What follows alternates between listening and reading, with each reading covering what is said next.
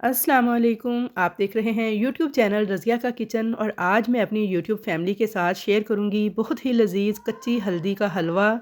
जिन लोगों ने आज से पहले कच्ची हल्दी का हलवा नहीं खाया है, इनको तो शायद ये नाम सुन के थोड़ा अजीब ही लग रहा होगा और वो ये सोच रहे होंगे शायद इसमें थोड़ी कड़वाहट होगी, लेकिन ये बहुत ही लजीज हलवा होता है। इवन के इसे बच्चे भी खा सकते हैं क्योंकि बेहद टेस्टी बन के तैयार होता है।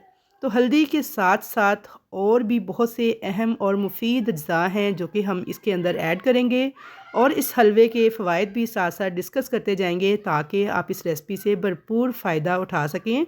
जैसा कि मैं आपको कहती हूँ कि जब आपको किसी चीज़ के फ़ायदे पता चल जाते हैं तो उसका असर डबल हो जाता है, क्योंकि हम इसे पूरे यकीन और एतमाद के साथ इस्तेमाल करते हैं। तो चलिए रेसिपी स्टार्ट करते हैं। यहाँ पे देखिए मेरे पास कच्ची हल्दी थी। इससे पहले मैंने आपको कच्ची हल्दी का पाउडर बना के उसे पूरे साल के लिए सेव करने का तरीका शेयर किया था, जिसे आप सब ने बहुत ज़्यादा पसंद किया। मैं आप सबकी बहुत शुक्रगुज़ार हूँ कि आप लोगों ने मेरी उस वीडियो को पसंद किया।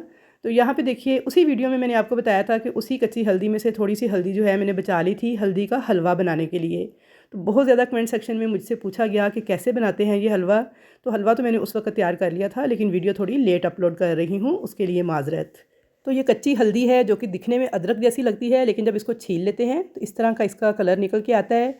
और जब ये लाते हैं बाज़ार से, इस पर बहुत ज़्यादा मिट्टी होती है क्योंकि ये ज़मीन के नीचे पैदा होती है। तो आपने इसे पहले अच्छे तरीके से वॉश करना है, उसके बाद आपने इसे ड्राई कर लेना है किसी कपड़े से अच्छी तरह पोंछ कर। उसके बाद इसको छील लेना है। छीलने के बाद मैंने इसको धूप लगवा ली थी। पूरे दिन के लिए मैंने इसे धूप में रख दिया था ताकि इसके ऊपर जो भी एक्स्ट्रा नमी वगैरह है वो ड्राई हो जाए, क्योंकि हमने इस हलवे को लॉन्ग टाइम तक सेव करना है। तो फिर नमी अगर होगी तो इसके ख़राब होने का डर रहेगा। तो इसलिए आपने इसे धूप लगवा के अच्छी तरह से खुशक कर लेना है। उसके बाद मैंने इसके छोटे छोटे पीस काट लिए थे और अब इसको मैं कूंडी डंडे में कूट कर इसका पेस्ट तैयार कर लूँगी। आप चाहें तो चॉपर मशीन में या फिर ब्लेंडर में डाल के भी इसका पेस्ट रेडी कर सकते हैं, जैसे आपको आसानी हो।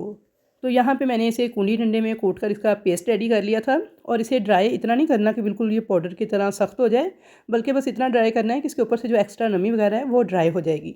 सिर्फ खुशक करने का धूप में ये मकसद है।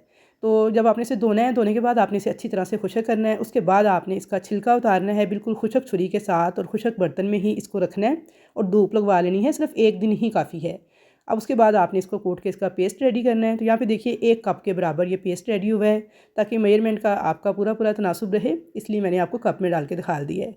अब यहाँ पे मैंने 1 टेबल स्पून भर के लिया है देसी घी। थोड़ा सा पैन को ग्रीस किया है और इसके अंदर मैंने डाल दिया है फूल मखाने। आधा कप मैंने नाप कर लिए हैं फूल मखाने, और हल्की आंच पे आपने चम्मच चलाते हुए इनको रोस्ट कर लेना है, इतना कि इसमें थोड़ा क्रंचीपन सा आ जाए। तो जो ये फूल मखाने हैं ये मर्दों, औरतों और बच्चों के लिए बेहद मुफीद होते हैं। कैल्शियम की कमी के साथ साथ ये हड्डियों और पट्ठों को बहुत मजबूत बनाते हैं। औरतों और मर्दों के जो हार्मोन्स के प्रॉब्लम हैं, जो पेचीदा अमराज हैं, उनके लिए भी ये बहुत अच्छी दवा साबित होते हैं। तो हल्का सा देखें क्रंची होने तक मैंने इनको फ्राई कर लिया था। अब आपने क्या करना है, इनको निकाल लेना है एक बर्तन में। जब ये थोड़े ठंडे हो जाएंगे तो उसके बाद आपने मिक्सी के जार में पीस के इनका पाउडर तैयार कर लेना है।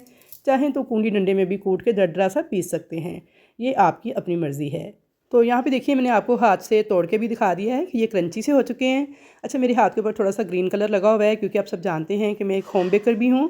तो मैंने फॉन्डेंट वर्क किया था तो उसका कलर मेरे हाथ पे है, जो कि धोने से भी नहीं उतर रहा था। तो इसलिए उसकी आपने टेंशन नहीं लेनी, क्योंकि बहुत सारे लोगों को ये मसला होता है जी आपके हाथ साफ़ नहीं है, जबकि मेरे हाथ बिल्कुल साफ़ शफाफ थे। अब उसी पैन के अंदर मैंने मज़ीद 1 टेबल स्पून देसी घी डाला है। थोड़ा सा इसको भी गर्म करेंगे और इसके अंदर डाल देंगे बादाम। आधे कप से थोड़े ज़्यादा मैंने लिए थे बादाम, जिनको मैंने हल्की हल्की आंच पे रोस्ट कर लिया था। मैंने सिर्फ बादाम ऐड किए हैं। आप चाहें इसके अंदर मूंगफली, काजू, पिस्ता, कोई भी ड्राई फ्रूट्स जो आपको पसंद हो, हस्बे तौफीक, हस्बे इस्तिताअत, हस्बे पसंद आप ऐड कर सकते हैं। तो यहाँ पे बादाम को बिल्कुल हल्का सा मैंने रोस्ट किया था। उसके बाद इनको भी मैं एक प्लेट में निकाल लूँगी। ठंडा करने के बाद इनको आप चाहे कूंडी डंडे में कूट लें या फिर मिक्सी जार में पीस के इनका पाउडर तैयार कर लीजिएगा। तो बादाम तो बहुत से लोग जानते हैं कि दिमागी कमज़ोरी के साथ साथ पट्ठों और जोड़ों के लिए भी बेहद मुफीद होते हैं। अब हम डालेंगे इसी पैन के अंदर 1/4 कप घी। घी आपने देसी इस्तेमाल करना है। साथ मैंने इसमें डाल दिया है 1 कप जो हमने हल्दी का पेस्ट तैयार किया था। अब बिल्कुल लो फ्लेम पे आपने इसकी बुनाई कर लेनी है। जब इसकी बुनाई हो जाएगी तो उसकी 2 इंडिकेशंस हैं। एक तो ये है कि इसमें से बहुत प्यारी सी खुशबू आना स्टार्ट हो जाएगी, इसका कलर जो है थोड़ा डार्क सा हो जाएगा और थोड़ा थोड़ा इसमें क्रंच सा आना स्टार्ट हो जाएगा। तो यहाँ पे देखिए तकरीबन 5 से 10 मिनट लग गए थे मुझे। बिल्कुल लो फ्लेम पे मैंने हल्दी को घी के अंदर अच्छी तरह से भून लिया था। बहुत प्यारी सी खुशबू आना स्टार्ट हो गई थी। कलर भी देखिए इसका काफ़ी हद तक डार्क हो चुका है और थोड़ी थोड़ी सी ये क्रंची सी दिखने लगी थी। तो बस अच्छी तरह से आपने इसको भून लेना है। इसमें से तमाम नमी वगैरह जो है वो ख़त्म हो जानी चाहिए। तो यहाँ पे देखिए जी, हल्दी को मैंने हल्की आंच पे भून के पका लिया था। अब इसके अंदर डाल देंगे 1 कप भुने हुए चने थे, जिन्हें मैंने मिक्सी के जार में डाल के पीस के इनका आटा बना लिया था। आप चाहें तो इसकी जगह पे बेसन भी ऐड कर सकते हैं 1 कप, लेकिन बेसन को पहले आपको भूनना पड़ेगा, यानी ड्राई रोस्ट करना पड़ेगा, फिर उसके बाद आप ऐड करेंगे। तो फ्लेम बिल्कुल लो कर देना है इस स्टेज पर आपने, क्योंकि भुने हुए चने थे, जिनको मैंने छिलकों वाले चने थे भुने हुए, उनको मैंने पीस के ये पाउडर तैयार किया था। अच्छी तरह से इस पाउडर को इस हल्दी के साथ मिक्स कर लेंगे और अब इसके अंदर डाल देंगे फूल मखाने का पाउडर, जो कि मैंने पीस के रखा हुआ था। अच्छी तरह से मिक्स कर लेंगे इस फूल मखाने के पाउडर को भी। तो यहाँ पे देखिए जी, बहुत अच्छी तरह से मिक्सिंग हो गई थी। अब इसके अंदर बादाम डाल देंगे, जो कि मैंने पीस के पाउडर बना लिए थे, इनको भी अच्छी तरह से मिक्स कर देंगे। तो यहाँ पे तमाम चीज़ों की अच्छे से मिक्सिंग हो चुकी है। अब इसके अंदर हम 2 चीज़ें मज़ीद ऐड करेंगे। पैन को मैंने चूल्हे से हटा लिया है। हाफ़ टी स्पून के बराबर मैंने काली मिर्च का पाउडर ऐड किया है और हाफ़ टी स्पून के बराबर मैंने पीसी हुई इलायची ऐड की है, यानी इलायची का पाउडर। दोनों चीज़ें डाल के अच्छी तरह से इसे मिक्स कर लेंगे। और काली मिर्च का पाउडर आपने ज़रूर ऐड करना है, क्योंकि हल्दी के जितने भी फ़वाइद हैं इनको बॉडी में एब्जॉर्ब होने के लिए काली मिर्च की ज़रूरत होती है। तो यहाँ पे इस मिक्सचर को रेडी करके आपने एक साइड पे रख लेना है। और अब वो लोग जिनको शुगर है उनको आप ये इसी तरह से 1 कप नीम गर्म दूध के साथ 2 चम्मच डेली खाने के लिए दीजिए। तो बहुत फ़ायदेमंद चीज़ है ये। वो इसे मिठास के बगैर इसी तरह पंजीरी फॉर्म में ही यूज़ करें। और बाकी लोग इसका हलवा बना के इस्तेमाल करेंगे। तो हलवा बनाने के लिए यहाँ पे मैंने एक पैन लिया है, उसके अंदर मैंने गुड़ को छोटे छोटे टुकड़ों में पीस के 1 कप भर के लिया है। 1 कप ही हमारे पास हल्दी थी, हल्दी का जो पेस्ट था, 1 कप ही हमने गुड़ ऐड किया है और 1 कप ही हमने चने का आटा ऐड किया है।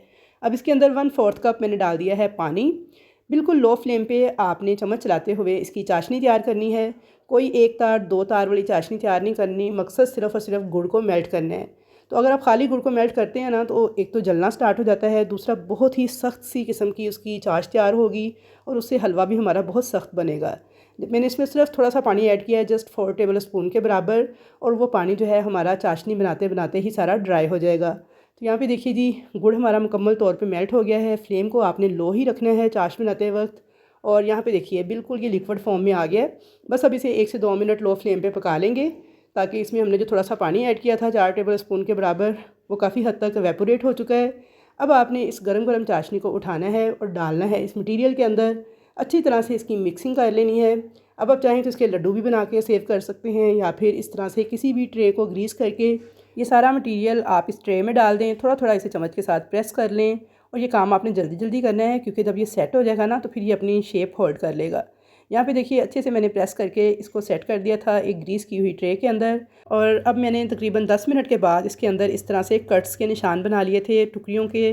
नॉर्मल साइज़ की टुकड़ी के निशान जो हैं छुरी की मदद से मैंने इस तरह से बना लिए थे, ताकि बाद में हलवे को तोड़ने में आसानी रहे।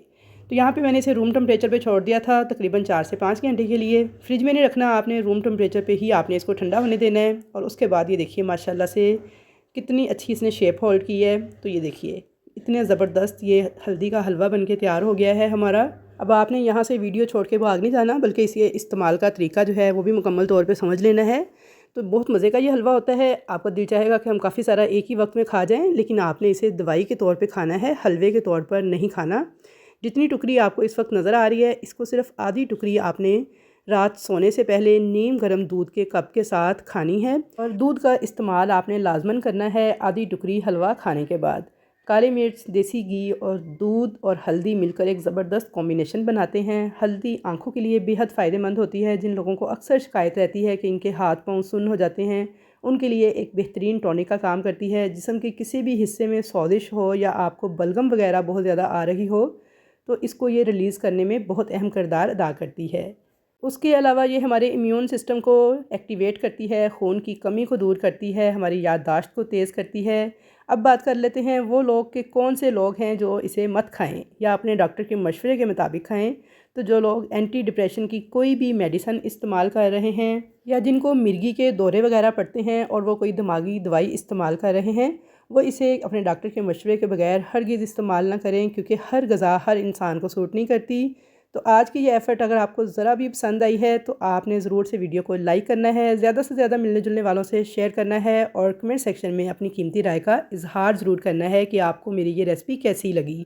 तो इंशाल्लाह ताला हल्दी दूध का तरीका भी मैं जल्द आपके साथ शेयर करूँगी। अल्लाह हाफ़िज़।